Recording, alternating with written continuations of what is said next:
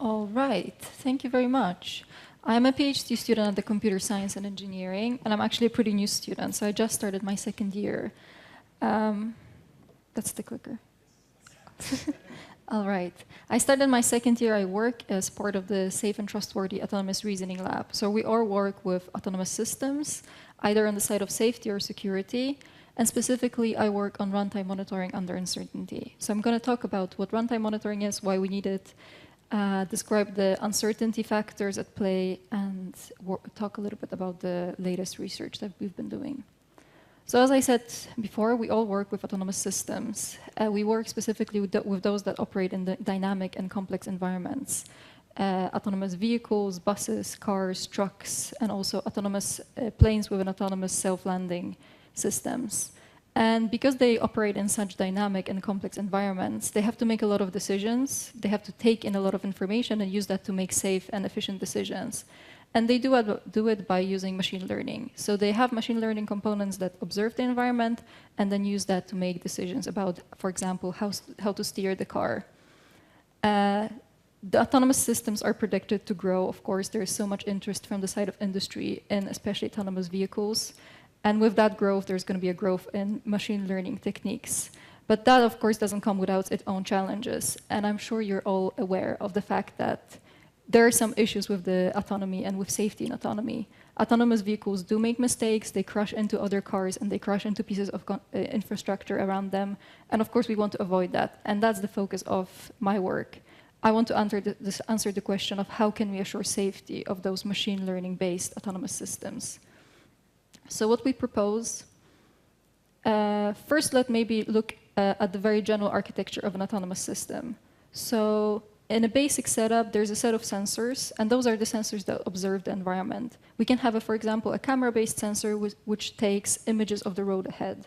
And the role of the sensor is then to approximate the distance to the closest agent ahead. In that case, that's the pedestrian on the crossing here. So the sensor will forward that information about the observed distance to the controller, and then the controller has to use that information to decide, should I brake? Can I keep running at a steady speed? Should I slow down or maybe turn a little bit to make sure that I don't cross the pedestrian, but also that I'm running efficiently in a way that, for example, the bus should arrive on time to its destination, such as the bus stop. There's a couple of challenges here in terms of safety. First of all, there are challenges with reliability of the ML components. They're trained on huge data sets and data sets of very complex and rich data, but nevertheless, those systems run also in very unpredictable settings, and sooner or later, it's going to encounter a situation that it hasn't been trained on.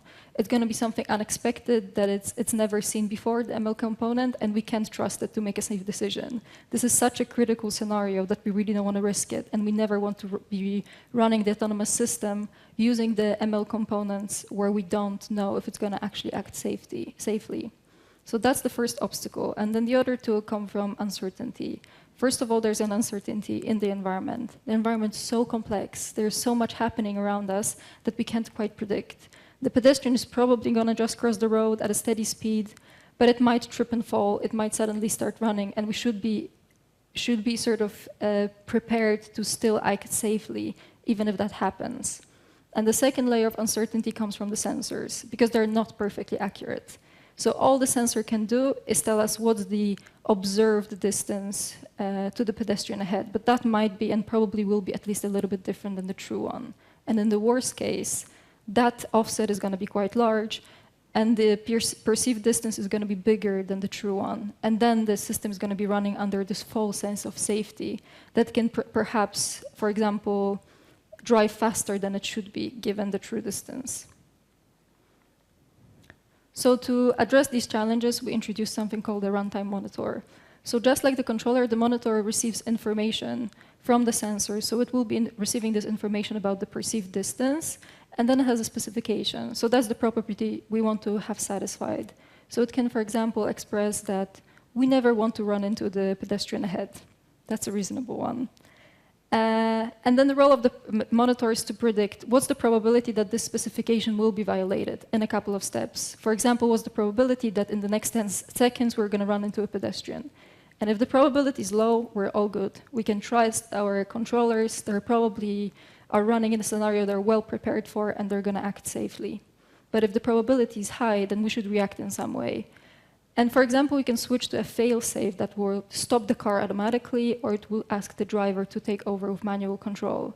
We don't want to do it unnecessarily, of course. That's not very efficient to be constantly stopping a car or asking the driver to take over. But even more importantly, we don't ever want to not do it when it's necessary, because that could lead to a collision. So now we have a challenge of getting these monitors. We need monitors that are really accurate and are helping us ensure safety. And there's two schools of thought here. We can learn the monitors directly from data using a model-free approach, or we can apply a bit more of a complex model-based approach. And currently, the model-free one is the leading approach. And that just means that from the collected data, we're using some sort of machine learning technique and directly getting a monitor from it. It's fast and it's efficient, but it shows that it doesn't have enough accuracy. And for that reason, there is an emerging alternative, and that is the model-based approaches, which are a bit more tricky to learn because we have an in-between step here. So we worked with the same collected data, but instead of directly learning the monitor, we learn first an uncertainty model. So this is a model that captures the system dynamics. And I'm going to show you an example in the next slide of what that model might look like. And then we have to develop an algorithm that monitors over that model and uses that to predict the probability of ending up in the state where a collision happens. So the challenge here now is constructing models that really correctly capture the system dynamics. And in the current research on the model-based side, there's either an assumption that models exist, it's given to us, and then the focus is on the algorithm, or the uncertainty models that are learned don't quite capture fully the level of uncertainty that we're dealing with. So that is what we're focusing in on, learning uncertainty models that are truly representative and truly help us focus on safety. So the state of the art in the model-based monitoring is to learn these models that are quite simple. And those are the ones that have the shortcomings in terms of not accounting for uncertainty.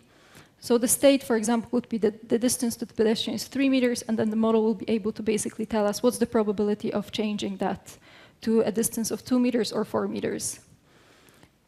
And first of all, it doesn't really account for the uncertainty in the environment. It assumes that we have a full knowledge of the probabilities. We know what they exactly are, so it kind of assumes full confidence in that value. And the other thing is it doesn't account for the uncertainty coming from the sensors, because all we have on the state level is the true distance. So it's kind of assuming that we have access to that information, but we don't. And for that reason, we're introducing a new type of model that we can use in this setting, and it's a robust model that's called an interval hidden Markov model. It's robust because it handles those two types of uncertainties. So now if you look at the state level, we have two levels of information. We have the observed level, and we have the true level. So here in the first state, the observed distance will be 3 meters, but the ground truth might be different. It might be, for example, 2 meters. And then on the level of transitions, we also capture the uncertainty and lack of confidence, because we don't assign exact probabilities, but we assign intervals of probabilities. And at the beginning of the learning process, we actually assign very, very wide intervals that basically express that we have no knowledge of the probabilities when we don't understand the system dynamics. And then as we learn, the intervals will get narrower. And a big challenge in our work was coming up with an efficient algorithm for learning these models. We wanted to have an algorithm that processes as little data as possible to learn as representative model as possible. So basically what we want is to have uniformly across all models intervals that are very wide, very narrow, because that would mean that we're confident about our approximations. It's a little bit of a convoluted algorithm, so I'm not going to get into that, but basically what we get from it is something that might look like this. So now our intervals got significantly narrower, so that gives us a pretty good understanding of the system dynamics. And then when we have a model like this, we can do the monitoring. So if we get it from the sensor information, first that the observed distance is 3 meters, and then that it's 2 meters. We know that at the beginning we're in this first state, but then we might be in any one of these two states in the middle. because they have the same observation level information, but they have a different ground truth level information. We don't know what the truth is. It could be 1 meter, it could be 2 meters. So we have to consider both. So knowing that we're in one of those two states, we have to calculate what's the probability of reaching the collision state, the state where the true distance is 0 meters. And given that we're working with intervals, we have a lot of different ways of calculating that. But because safety is so important, and we would rather over-approximate the risk than under-approximate it, we maximize over those intervals. So looking at the interval that going directly to the collision state, we're choosing 50% rather than 30% or lower value here, just to be sort of on the safe side. So here in this case, when we choose the maximizing strategy, there should be text here. The probability is 26% in this case of ending up in a collision state, very high. We're definitely switching to failsafe in this setting. So that was our intuition of like, we think these models will be robust, they will be safe, and still pretty accurate. But we still wanted to test it and validate it experimentally. So we could compare our interval models with point probability models. So the only difference here is whether we have intervals or point probabilities on the level of the transitions. If you look at the graph on the left, on the x-axis, we have the predicted risks, either by our interval monitor, those are the red dots, or by the point probability monitor, and those are the light green and the dark green dots. And on the y-axis, we have the ideal monitor risks. So this is the true probability of colliding. So we would ideally like to be on the diagonal here. And as you can see, actually looking at the point probability models, they seem good in that sense. They stay close to the diagonal. But what's important in terms of safety is that half of the points almost is over the diagonal, meaning that we're under-approximating the risk. And there's a consequence to that, which we will see in a second. The case with our interval models is that we almost never under-approximate the risk. We stay reasonably close to the diagonal, meaning that we have pretty good risk estimates, but we're always prioritizing safety. And if we look at the other graph here, that is going to show us the consequence of using point probability models. On the x-axis, we have a threshold. So I haven't talked about it before, but from our monitor, we get a probability of collision. And then we either have to react or not. And the decision is made based on a threshold. So in our previous example, if the probability is 26%, but our threshold is 20%, we're above it, so we will be reacting and switching to the failsafe. If the threshold is above the 26%, we don't have to do anything. So all of the orange shaded areas here, they're the interesting part on this graph. So in all of those orange shaded areas, if the threshold that we're choosing, it's a choice that we make for a given system. If our threshold falls in that orange shaded area, that means that there are certain collisions that the ideal monitor was able to avoid, but the point probability monitor wasn't. So those are all the cases where an accident went undetected by that monitor. And that never happens for the interval hidden Markov model. And that's the important result in terms of safety. And this is the typical performance that we see when we're comparing the point probability models and interval probability models. But there are some cases and some very specific scenarios where we see even more highlighted the importance of using the interval models. So if we look here, this was a very sort of specific benchmark that we tested on, where there was a lot of very, very unlikely behavior that it was capturing. So even with a very big training data set, there was still a lot of those very unlikely scenarios that were left unexplored, but they were appearing on the testing level.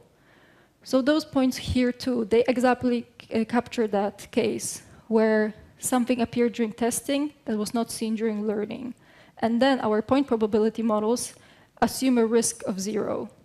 But the real risk is around 80–90%, so a collision is almost certainly going to happen. And we really don't want to be completely unaware of that risk.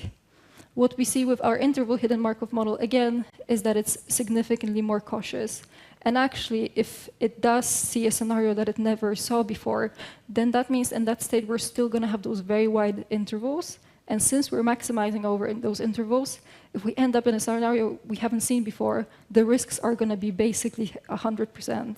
So we're going to be very alerted, which is exactly what we want to get in a very sort of new, previously unseen situation. So this sort of concludes the comparison between the interval and point probability models. But as I said before, there's a whole other class of approaches, the model-free approaches, which are in fact the more popular one and the leading technique. So we also wanted to compare ourselves to that. And we compare ourselves to two model-free approaches. First is a conformal prediction, and this is quite a sophisticated method and one that has a very similar architecture to actually our model-based approach. So similarly to us, it tries to be aware and deal with the uncertainty coming from sensors. So just like TAS, it takes observation and then it applies a convolutional neural network, which is a complex AI model, to try to predict what is the actual ground truth. So it tries to predict the true state of the system. And then it applies another CNN to only then predict the probability. And this is very similar to what we're doing. We're trying to see in what states we might be in, and then from that do the reachability of how likely it is that we're going to risk a collision state. So that was a very sort of good point of comparison for us. But because it uses two complex AI models, it requires a lot of data. So we also wanted to compare to something which is a little bit more of a straightforward approach. So we compared to a linear regression, which just directly from observations calculates the risk. But what we observed with the conformal prediction was that actually it produced very inaccurate risk estimations. So the distance between the ideal, the true risk, and the predicted one was huge. And that's because although this approach is very sophisticated when it comes to predicting and accounting for uncertainty coming from sensors, it has an extremely narrow understanding of the system dynamics. And that makes it completely uninformative for monitoring. When it comes to linear regressions, what we saw is that they under-approximated the risks. They did it all the time and by quite a bit in a lot of cases. So that was against our goal of prioritizing safety. And another thing was that they did not improve with access to the new data. So at some point, they sort of got to an OK performance, but they never got really competitive with our approaches. And what we saw with our model-based approaches is that they continuously get better and better and quite quickly start matching exactly what we would expect from our ideal monitors. So this, again, confirmed the value of our model-based, our interval model-based approach. So what I talked about today was the need of supporting safety via monitoring. We talked about monitoring under uncertainty, what type of uncertainties we're handling, the difference between the interval and point probability models, and the difference between model-based and model-free approaches. This work is part of a publication that's currently under review. This is work that I did together with my supervisor, Hazem Torfa, and with Luca and Sebastian from Radboud University in the Netherlands. If anybody is interested in model-based approaches to monitoring, there is a publication that Sebastian and Hazem had a couple of years ago that doesn't talk about the interval models and doesn't talk about model learning, but still covers a lot of ground, especially on the level of algorithms. So I would recommend to take a look there.